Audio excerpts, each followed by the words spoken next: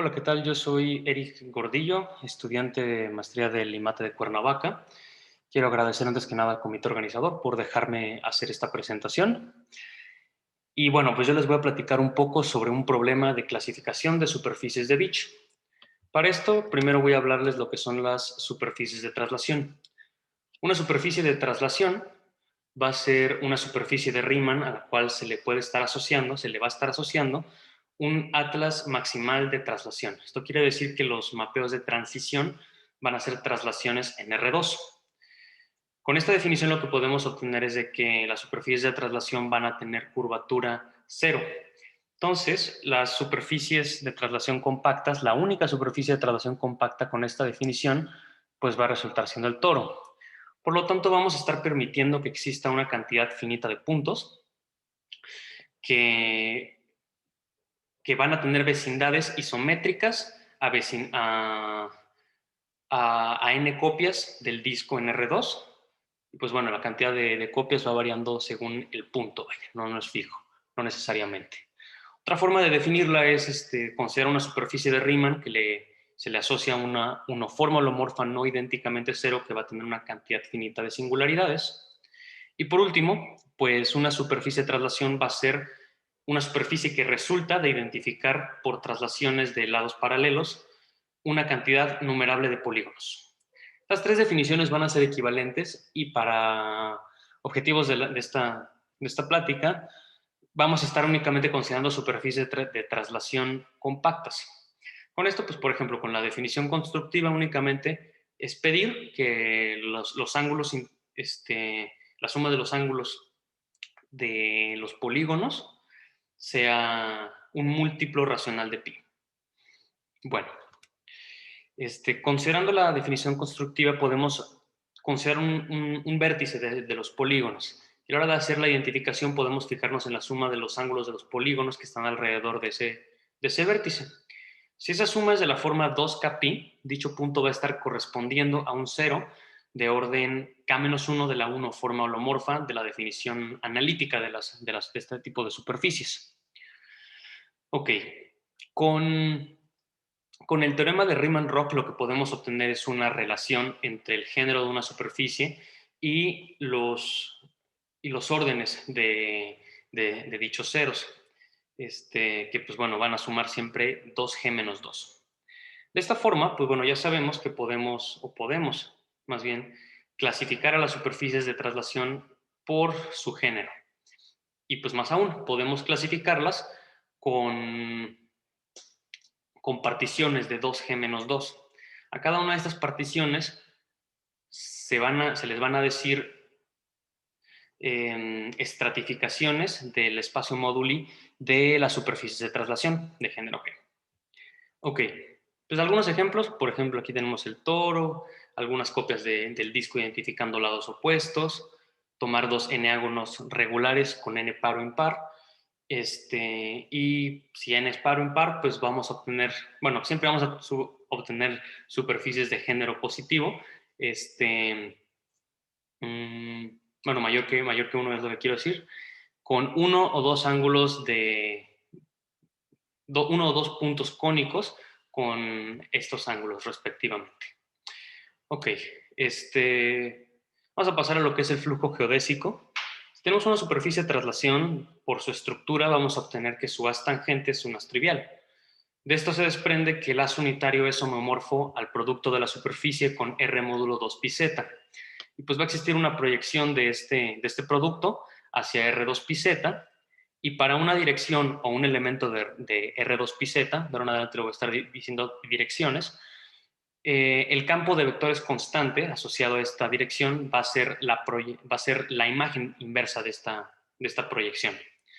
Ahora bien, por el teorema de existencia y unicidad de ecuaciones diferenciales para todo elemento de la superficie, va a existir una curva integral del campo alfa z con un intervalo máximo de definición. Y pues bueno, dada una dirección, el flujo geodésico va a ser esta asociación, o bien lo podemos considerar como el conjunto, la colección de todas las curvas integrales con z en la superficie. Ahora bien, pasemos a lo que es las conexiones silla. Si tenemos en una superficie de traslación una dirección de tal forma que una curva integral tenga un intervalo de definición acotado, vamos a decir que esa curva integral va a ser una conexión silla. Podemos ver que las conexiones silla van a ser geodésicas, que van a estar uniendo dos puntos de singularidad, dos puntos singulares. Ahora, si tenemos una dirección y una conexión silla, podemos hacer dos vectores en R2, B y menos V, que se les van a conocer como los vectores de holonomía, donde B va a cumplir que tenga la dirección θ, como acá, y su longitud sea la longitud de la curva integral asociada a la conexión silla.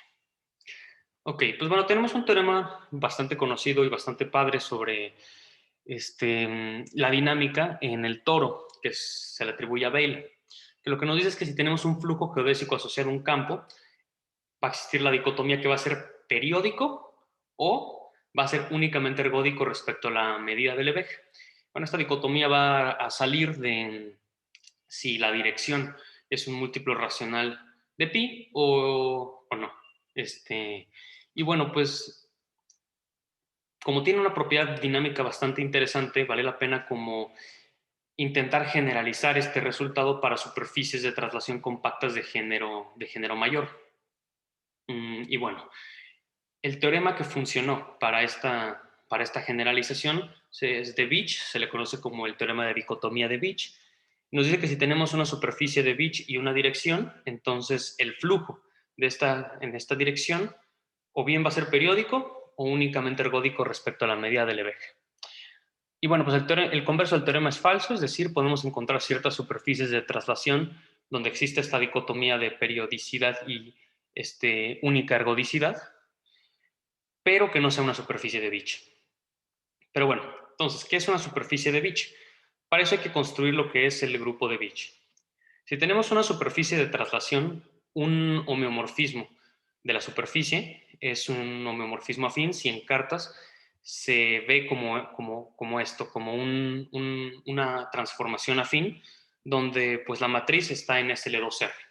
Y esto, pues bueno, con un principio había dicho que estamos considerando compactas, pues necesitamos que no solo sea GL2R, sino que sea SL2R para que preserve el área, ¿no?